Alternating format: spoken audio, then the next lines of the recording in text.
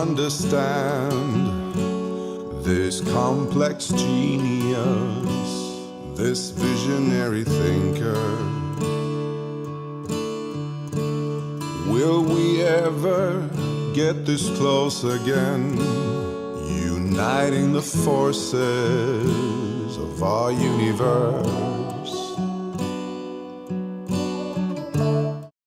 Hey everyone, and welcome to another interesting episode of Age of Reason. I just want to mention that next week is going to be the last show of the season. Then I'm going to take a break. My health condition is not great. I really need a break for my body especially, and my mind. So today I'm going to continue what I started last week. So if you have not watched last week's show, I really urge you to go ahead and do that sometime, because here today we're just going to kind of jump straight into it, and if you didn't pay any attention before, you're going to be completely lost today, I guess. So there's that. Before I start, so I got a comment on my last show which I just found hilarious, and yeah, of course this person got banned. Don't be surprised. I'm just going to read some parts of it, but my previous show was about how conservatives, in this case Republicans, obstruct climate change policies, and today is going to be part 2 of that. So here we have a person, this Marty, and he says, obstructing nothing. Oh, come on. So already in the first 2 words, you already are a liar. He continues, in fact, every country should turn its territory and treasury to America, and we will fix it. Yeah, sure, of course. Sure, Marty. And then he says, oh, that's right, America and West die, and hand all that shit over to couple gay-ass pedophiles, select few to do the same shit. I mean, come on, seriously? You honestly want me to take you seriously?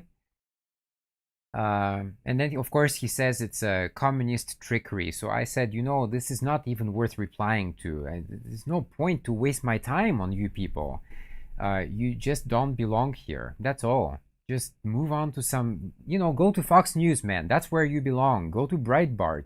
That's exactly where people like you belong, I guess.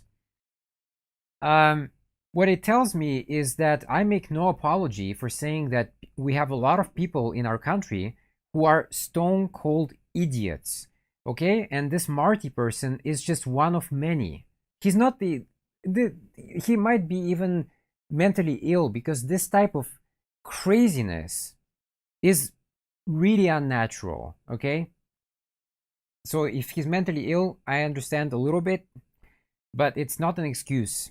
And we also have to say a big thanks to Reagan, I guess, because he kicked out a lot of mentally ill people just into the streets, well, when he was president, and he was doing that also as a governor before, trying to save money. Hey, let's kick all the mentally ill people out of the mental institutions and let's see what happens. And guess what? Of course, these people, they now mixed with the average population, and they have children, and they're still crazy. Okay, most likely these people, these are the type of people who walk around and they say, I'm Napoleon Bonaparte or whatever. You can't reason with these type of people. Okay, it's sad that they are this way, but now they all have a cell phone and they all try to participate in these kind of debates, and it just doesn't work. So if you missed last week, I just want to repeat a few key points so then you're not entirely lost for this show. So I mentioned that basically the Republicans, the conservatives, have 3 approaches to deal with climate change. So there's the associations approach, which basically tries to bring groups together and tries to basically persuade people on climate change. In my opinion, it doesn't really work, because if a person denies science, then you can't convince that person of anything at all. It's not just climate change, it's also evolution. So do you also refuse evolution? Okay, so you can refuse evolution if you want to, but what is your explanation then? And don't tell me it's God, because that is not an explanation.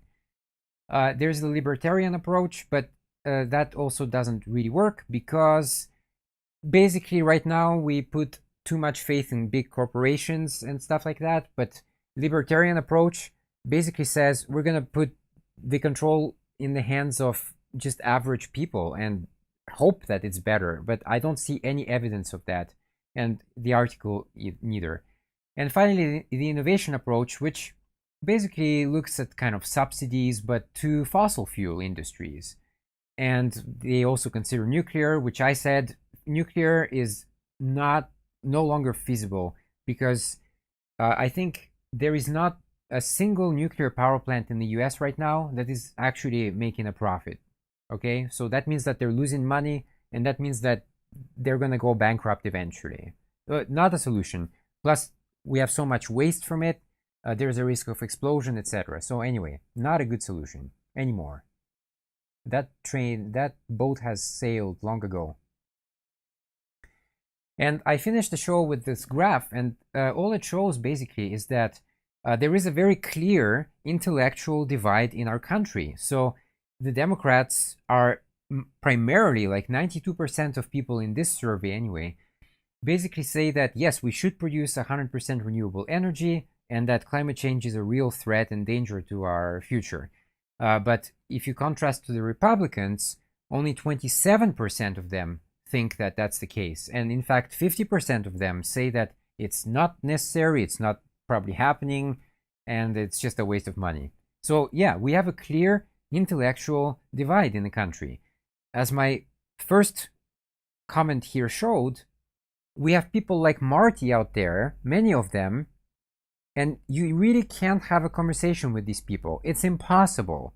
That's why I don't. That's why, sorry, but you can just go back to your poll on Fox News or Breitbart. I'm not interested in listening to nonsense. You people who are watching my show are not entitled to my time. I have things to do as well. So if I engage somebody, then it has to be a fair debate with facts and evidence. You don't have any facts and evidence, then fuck off.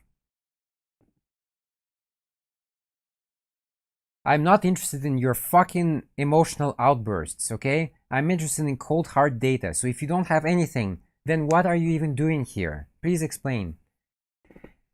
So the article today continues. While climate change itself is entirely polarized, the report cites research showing that there are a few phrases or approaches that still don't draw mass conservative opposition. Innovation still tickles their fancy, and they still largely like clean energy, both renewables and nuclear. Well, okay, again, nuclear, I already talked about it, but yeah, renewables, who doesn't like the renewables? I mean, what is wrong with these people? So you have an option to live near a dirty coal plant and get sick from it, and people do, or you have an option to live near solar energy, which, you know, we can also fix it for the nighttime, etc. It's mostly clean. Of course, yeah, there is a certain dirty process involved in producing the solar panels. I understand that. But essentially, you're comparing really apples and oranges.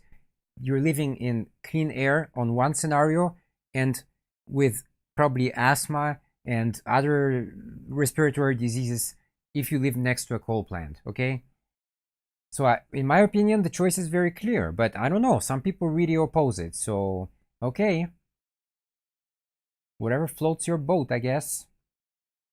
The report also divides conservatives into subcategories and suggests that some of them, like the New Era enterprisers, or the market skeptic Republicans, might be especially amenable to targeted climate messages, as long as advocates avoid belief-based messages, for example, whether climate change is happening, and focus on solutions-based messages. Some of these subgroups could, maybe, perhaps, someday be brought along. So, okay, the translation of this is basically it says that the people who are well-educated and well-informed and know the science, they have to dumb down their message to even talk to conservatives. That's what it's saying, and that's a pathetic state of affairs, in my opinion. But here we glimpse between the lines an enormous asymmetry between left and right in American politics. Like I said, the left has an army of people in universities, think tanks, and consultancies examining public opinion, using all the latest tools, producing the most sophisticated reports. And it doesn't work all the time, okay? But when it works, it's very efficient. The basic model of savvy realism on the center left is to study the shape of public opinion with all its subcategories and react to it. And the right is very different from that. So meanwhile, the right has an army of people on cable news, the radio, and Facebook, as I found out as well, dedicated to shaping public opinion, stroking it, dragging it rightward, not investigating it, not charting it, not reacting to it, just creating it. So again, people who are watching my show, and some people might be averse to facts, some kind of hardcore Republicans, but these are the facts, man. You're just on the wrong side of things. And maybe in the future you'll understand that. That's my hope. Maybe right now you think a certain way, a wrong way, because some people are just on the wrong side of history. So I hope that in the future, when you mature enough in your brain, that in 10, 20, 30 years, you'll actually come to our position. But man, it would have taken you a long time. I'm 35 and I get all this stuff. And some people I see, they're like 50, 60-year-old dudes and they still don't understand anything. So age is just kind of a number. The left's technocrats are targeting values-based messages at new era enterprisers, while the right is out building full-fledged identities, letting conservatives know what they're supposed to think. Imagine, if you will, that innovation really started taking off and becoming the basis for bipartisan climate policy. Or imagine that new era enterprisers really started coalescing around climate action. Imagine, it's like that John Lennon song, Imagine that earnest conservative advocacy groups succeeded in generating some small movement among some part of the GOP towards some kind of climate action. If Fox didn't like it, and Fox wouldn't, because Fox is funded by the big money conservatives whose interests are bound with fossil fuels, Fox would kill it immediately. End of story, sad trumpet. But let's be fair here. On the so-called left or center Democrats, this also happens. I mentioned Dianne Feinstein. Sorry, but now she's going to be a part of my show forever, I guess. But she also takes money from fossil fuel industries. So yes, Democrats are very much part of the problem as well. That's the thing. We don't really have a proper opposition party in the US. Both parties are pro-guns. Both parties are, paid by similar donors, let's say, perhaps not the same exact individuals, but the same idea.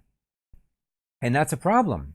That's a big problem. That's why it's so hard to achieve any kind of change in our country, because we don't have this kind of good opposition party.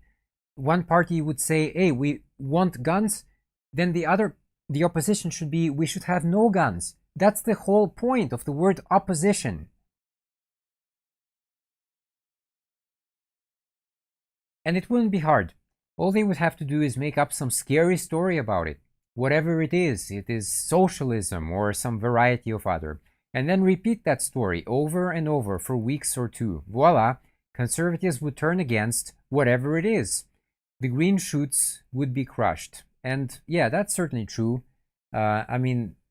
Conservatives are freaked out by the word socialism.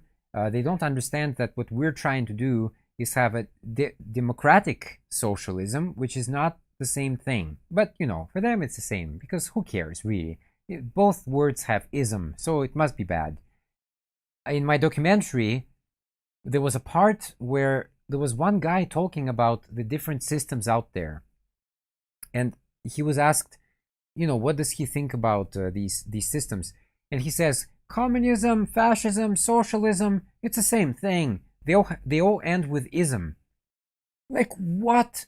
But that's what I'm saying. These type of crazy, insane, stupid, fucking morons live in our country right now. And they're voting. And we know how that goes. That's who we're fighting against. Look, I'm not your enemy here, okay? These people out there, They are your enemy. That's just the reality. Their backwards thinking of the Dark Ages, that's what holds us back as a country.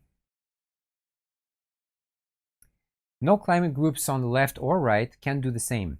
It's not that they lack clever messages carefully tested by the best social scientists. They don't lack information or ideas or facility with language. They lack power. Power is what it takes to shape public opinion. The power and money to maintain multiple direct channels to voters, blasting a unified message at all times. And I don't know, this is certainly the case in the US, but this is not the case in Japan, for example, where I live. This is one reason why our elections, for example, last forever. It seems like after one cycle, the next cycle immediately starts. You already have people interested in running, and they already start to talk to voters, and that entire process takes 4 years. It's an insane long time, and there's of course a ton of money tied into it. It's a huge issue. Okay, we don't need to repeat the message. We just need to understand it. That's the thing. I don't need to have faith in science. Science is not a faith-based system. It's an evidence-based system. I don't need to have faith to understand evolution. I just need to understand it. And that's the big difference. Along the same lines, take a look at this study from Navigator Research. It found that 34% of Americans who watch Fox News at least a few times a month. Those who do operate with a very different set of facts than those who don't. So let's see the graph here. So here we go. On climate change, non-Fox News watching Republicans are twice as likely as other Republicans to believe in human-caused climate change. So let's look at this in a bit more detail here. So you see that basically if you are a Fox News viewer, then you believe that, you actually don't believe that climate change is man-made. But if you don't watch Fox News, then you do. It's the same on virtually every issue. Fox News viewers are 10 to 20 points to the right of their non-Fox watching counterparts in both parties.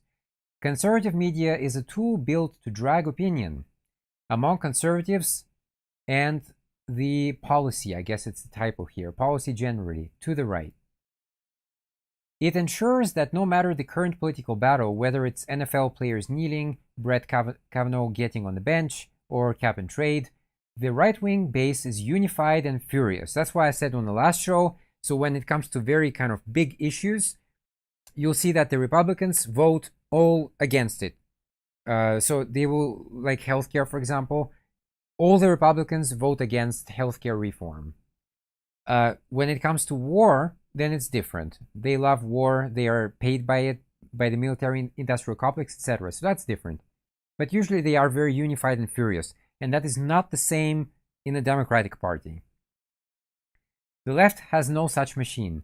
And even if it did, it's too demographically and economically heterogeneous, I should say, to maintain in a simple common narrative. No matter how broadly supported the left's tax, health, or climate policies, it can rarely match the right's depth of intensity. And in politics, intensity wins. And that's the problem. That's why we have so many issues in the country that are not getting solved. Because these type of media outlets, they focus on people's emotions and they don't teach them how to think rationally and critically.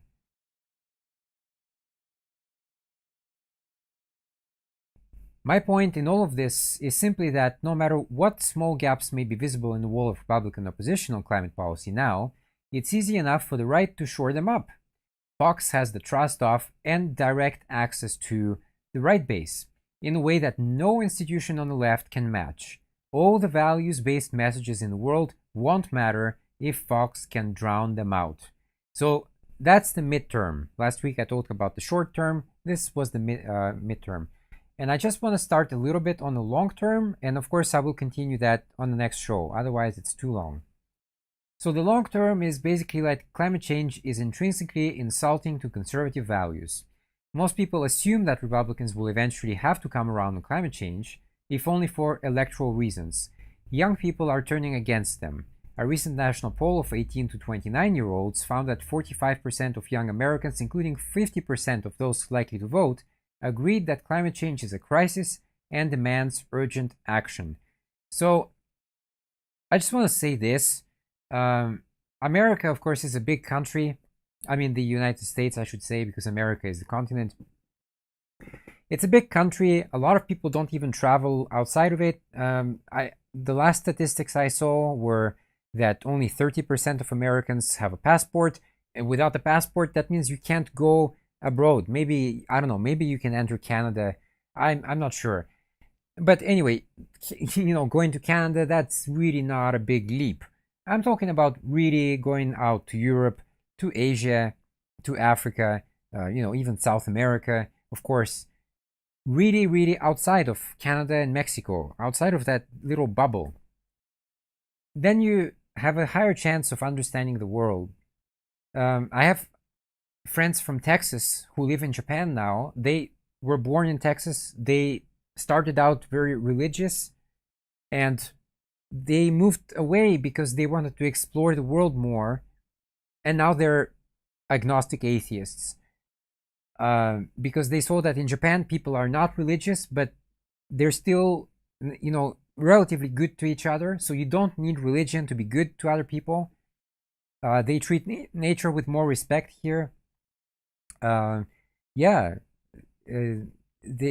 has other issues, but certain things are better here than in the US, that's for sure. But the point of it is that you need to go out there and explore the world. You can't just sit in your basement somewhere and think that you understand the world. That doesn't work like that. In fact, it doesn't work like that at all, because you'll just believe whatever you hear from your people who live in that same bubble, who also never traveled abroad. And then you listen to these, Fox News or CNN or MSNBC all day long, and that's all your source of information. So they tell you what to think. You're not doing the thinking for yourself. And I suppose that on some horizon that is true. Climate change certainly isn't going away, and it's a much higher stakes issue for young people. But I would add a note of caution to this kind of triumphalism. A great deal of research has gone into examining the deeper differences between liberals and conservatives, the differences that stretch beyond ideology into temperament, psychology, and neurology. One reason those differences are salient at the moment is that Americans have been sorting not only by race, income, and ideology, but even by personality. And I will talk about this more on the next show. But I just want to come back to this very quickly. So this thing is very true. This is certainly an issue for young people, mostly, because we have to live with the impacts of climate change that are going to get worse and worse as the time goes on. So I understand if you're some kind of old dude, I'd say old in a relative thing here, but like in the 60s, 70s, or older than that, I can see why you wouldn't care about it. A lot of old voters vote a certain way because they don't really care. They're gonna die soon. That's the reality. So they don't have to live with the consequences of their actions, but young people do. And so it's very important, in the upcoming election, or elections, I should say, that young people turn out in great numbers. It's important. I always say, don't just be a couch voter. So, people are very quick to vote on some kind of online poll, CNN or whatever. Hey, what do you think about this? And vote. So people are very good at that, sitting at home and clicking a button on the phone. But when it comes to actually making an effort, going out and standing in line for many hours and voting, although we see that to a certain extent, but not enough, a lot of people just stay home. Our voter turnout is only 60%. America claims to be the world's #1 democracy, yet we can't even have nearly half the country out to vote. I think that just shows that something is really fundamentally broken there. On that note, that's it for today. Just want to remind people to please check out my book, Beyond the Obscure. It's available on Amazon. in print and ebook. If the print is too expensive, then consider getting an ebook. And check out my art on Redbubble, and I will see you next week for the last show of the season. It's kind of fitting that it's episode 50, a very round number. So anyway, until then,